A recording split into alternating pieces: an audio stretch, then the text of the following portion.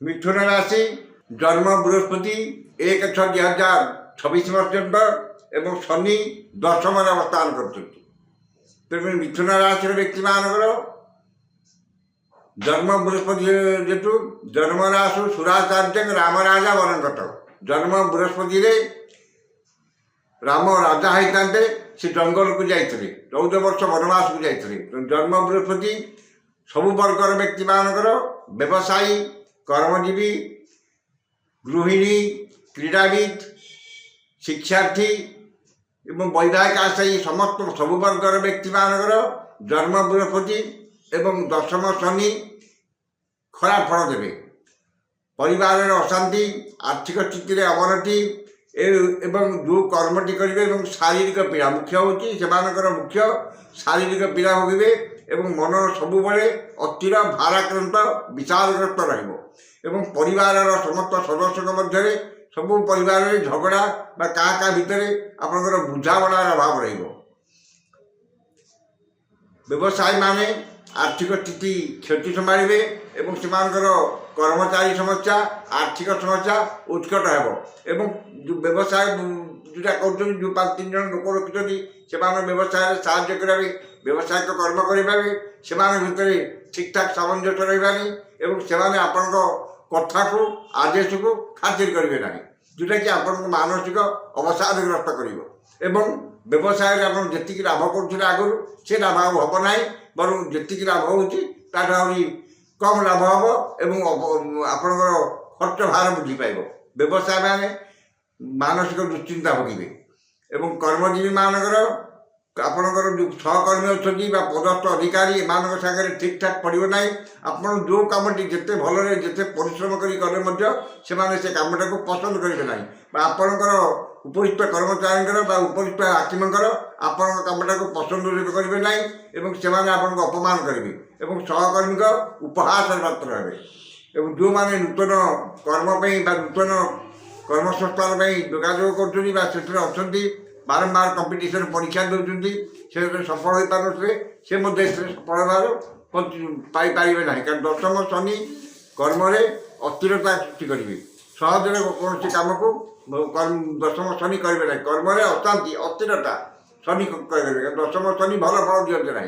कर्म अस्थिरता कर्म विभ्राट सब कर्मजीवी मान जो मैंने नूतन कर्म आशायी अच्छा से कर्मसंस्थान सुजोग सृष्टि हम ना जो मैंने चाकरी से कर्म टे हलचल सृष्टि हे से कम विघ्न घटो वैवाहिक आशायी मानकर जन्म बृहस्पति जेहेतु बृहस्पति रोचे वैवाहिक आशायी जो मैंने अच्छा से 1/6/2026 भितर वैवाहिक आशार संभावना ना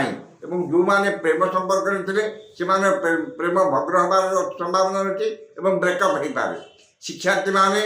शिक्षार मनोनिवेश करें ना शिक्षा प्रति अनाग्रह भाव प्रकाश पाइब जहाँ पढ़े ठीक प्रकाश करें ना देखिपारे ना जो जी परसेंटेज रखा कथा मार्क रखा कथा से पाइबार वंचित हे क्रीड़ाविद मानकर क्रीडार विशेष विकास घटो ना से जी परिश्रम अनुसार क्रीड़ाविद मान से अनुसार फल खेल प्रदर्शन करें ना गृहिणी माने शारीरिक पीड़ा मानसिक पीड़ा पारिवारिक अशांति ये सब भोग करेंगे से जो कथाटी कहे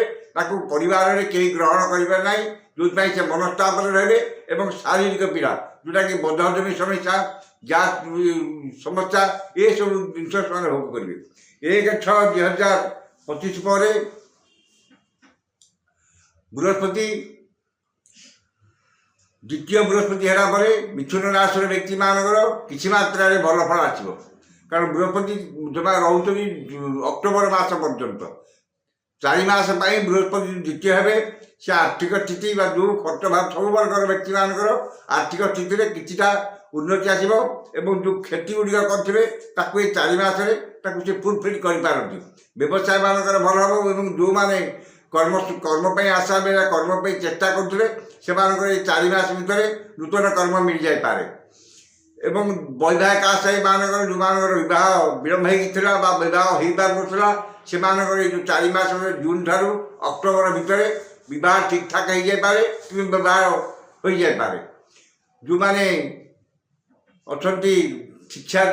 କ୍ରୀଡ଼ାବିତମାନଙ୍କର କ୍ରୀଡ଼ାର ବିକାଶ ଘଟିବ ଏବଂ ସେମାନେ ଭଲ କ୍ରୀଡ଼ା ପ୍ରଦର୍ଶନ କରି ଦେଶ ଜାତି ପାଇଁ ଅଞ୍ଚଳ ପାଇଁ ସୁନାମ ଆଣିବେ। ଗୃହିଣୀମାନେ ସ୍ୱାସ୍ଥ୍ୟରେ ଉନ୍ନତି ଆସିବ, ପରିବାରରେ ଶାନ୍ତି ପୁଣି ଫେରି ଆସିବ ଏବଂ ସେମାନେ ଘରଟାକୁ ଠିକ୍ ଠାକ୍ରେ ଚଳାଇବା ପାଇଁ ତାଙ୍କ ମନରେ ଆଗ୍ରହ ପ୍ରକାଶ ପାଇବ ଏବଂ ସେ ସମୟ ତାଙ୍କୁ ସେ ସୁଯୋଗ ଦେବ। ସବୁ ବର୍ଗର ମିଥୁନ ରାଶିର ସବୁ ବର୍ଗର ବ୍ୟକ୍ତିମାନଙ୍କର 1/6/2000 ପରଠାରୁ ଅବଶିଷ୍ଟ ବର୍ଷର ପ୍ରଥମ ଭାଗ 6 ମାସ ପର୍ଯ୍ୟନ୍ତ ଅଶୁଭ ଫଳ ଥିଲେ ମଧ୍ୟ 6 ମାସ ପରେ ବୃହସ୍ପତି ଦ୍ୱିତୀୟ ହୋଇଯିବା ହେତୁ ଏବଂ ଶନି ଦଶମ ହୋଇଥିବା ହେତୁ ସବୁ ବର୍ଗର ବ୍ୟକ୍ତିମାନେ ଶୁଭ ଫଳ ପାଇବେ।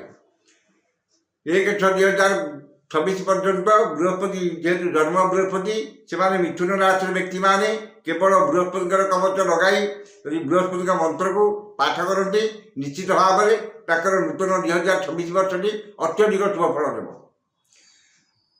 ଗୋଚର ଫଳ ବା ଗୋଚରରେ ଯେଉଁମାନେ ବୃହସ୍ପତି ବା ଶନି ବା ରାହୁ ଏ ଯେଉଁ ଗ୍ରହ ଅଶୁଭ ହେଲେ ସେମାନଙ୍କ ପାଇଁ ରତ୍ନ ପିନ୍ଧିବାର କୌଣସି ଆବଶ୍ୟକତା ନାହିଁ। ରତ୍ନ କେବଳ ଜାତକ ବିଚାର କରି ରତ୍ନ ପିନ୍ଧାଯାଏ। ଯେହେତୁ ବୃହସ୍ପତି ଗୋଚର ଯେଉଁ ଆମେ ଯେଉଁ 2026 ନୂତନ ବର୍ଷର ଫଳ କହୁଛୁ ଏଇଟା ଗୋଚର ଫଳ। ଗୋଚର ଫଳ ପାଇଁ ଆପଣଙ୍କର କୌଣସି ରତ୍ନ ପିନ୍ଧିବାର ଆବଶ୍ୟକତା ନାହିଁ। କେବଳ ଆପଣ ଯନ୍ତ୍ର କିମ୍ବା କବଚ ଧାରଣ କରନ୍ତୁ, ମନ୍ତ୍ର ବାହାର କରନ୍ତୁ, ନିଶ୍ଚିତ ଭାବରେ 2ଟି ବର୍ଷଟି ଆପଣଙ୍କର ଅତ୍ୟଧିକ ଶୁଭ ଫଳ ପ୍ରଦାନ କରିବ।